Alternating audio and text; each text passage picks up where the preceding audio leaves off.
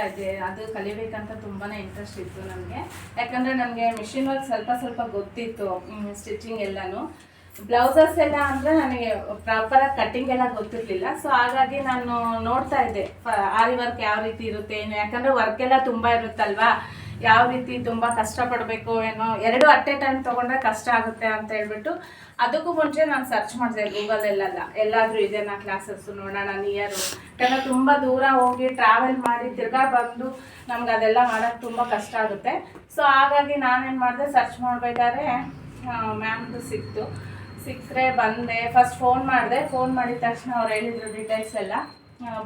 ಬಂದು ಎಲ್ಲ ನೋಡಿಬಿಟ್ಟು ಮ್ಯಾಮ್ನೇ ಕೇಳಿದೆ ನಾನು, ಆರಿ ವರ್ಕು ಜಾಯ್ನ್ ಆಗಬೇಕು, ಜೊತೆಗೆ ನಾನು ಟೈಲರಿಂಗು ಮಾಡಬೇಕು ಮ್ಯಾಮ್, ಟೈಲರಿಂಗ್ ಸ್ವಲ್ಪ ಗೊತ್ತಿದೆ ಅಂತೇಳಿ.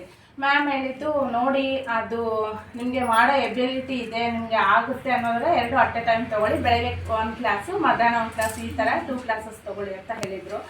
ತುಂಬ ಚೆನ್ನಾಗಿ ಗೈಡ್ ಮಾಡಿದರು. ಸ್ಟಾರ್ಟಿಂಗ್ ನನಗೆ ಆರಿ ವರ್ಕ್ ಸ್ವಲ್ಪ ಸ್ಟಾರ್ಟಿಂಗ್ ಟ್ರಬಲ್ ಅಂತಾರಲ್ವ, ಆರಿ ವರ್ಕ್ ಗೊತ್ತಿರಲಿಲ್ಲ, ಸ್ವಲ್ಪ ಕಷ್ಟನೇ ಆಯಿತು. ಸ್ವಲ್ಪ ಹ್ಯಾಂಡ್ಸ್ ಎಲ್ಲ ಪೇನ್ ಬಂತು. ಮ್ಯಾಮ್ ಮುಂಚೆನೇ ನನಗೆ ಇನ್ಫಾರ್ಮ್ ಮಾಡಿದರು, ತುಂಬ ನೀವು ಅದ್ರ ಕಡೆ ಗಮನ ಕೊಟ್ಟು ಜಾಸ್ತಿ ಪ್ರೆಷರ್ ಹಾಕಿ ಮಾಡ್ಕೋಬೇಡಿ, ಸ್ವಲ್ಪ ಪ್ರಾಕ್ಟೀಸ್ ಮಾಡಿ. ನನಗೇನು ಅಂದರೆ ಏನಾದರೂ ಕಲಿತಾ ಇದ್ದೀನಿ ಅಂದರೆ ಅದು ಬೇಗ ಬಂದುಬಿಡ್ಬೇಕು, ಆ ಥರ ನನಗೆ. ಹಾಗಾಗಿ ನಾನು ಒಂದಿನ ಕುತ್ಕೊಂಡು ತುಂಬ ಮಾಡಿಬಿಟ್ಟೆ. ಮ್ಯಾಮ್ ಹೇಳಿ 3 ಲೈನ್ಸ್ ಮಾತ್ರ, ನಾನೇನು ಮಾಡಿದೆ, ಒಂದು 8 to 10 ಲೈನ್ಸ್ ಅಟ್ಟೆ ಬಿಡದೆ ಕುತ್ಕೊಂಡು ಮಾಡಿಬಿಟ್ಟೆ. ಸೊ ಆವಾಗ ಸ್ವಲ್ಪ ಹ್ಯಾಂಡ್ ಪೇನ್ ಬಂತು. ಆಮೇಲೆ ಮಾಡ್ತಾ ವರ್ಕ್ ಎಲ್ಲ ಚೆನ್ನಾಗಿ ಬರ್ತಾ ಸ್ಟಾರ್ಟ್ ಆಯಿತು.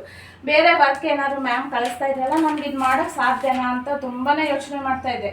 ಬಟ್ ಯಾವಾಗ ಮ್ಯಾಮ್ ಗೈಡೆನ್ಸ್ ಕೊಟ್ಟಿದ್ದು ಎಲ್ಲನೂ ಮಾಡಿದ್ನಲ್ವ, ಆ ವರ್ಕ್ ಮಾಡಿದ ತಕ್ಷಣ ನಾನು ಇಷ್ಟೆಲ್ಲ ಮಾಡೋದು ಆಯ್ತಾ ನನಗೆ ಅಂತೇಳಿ.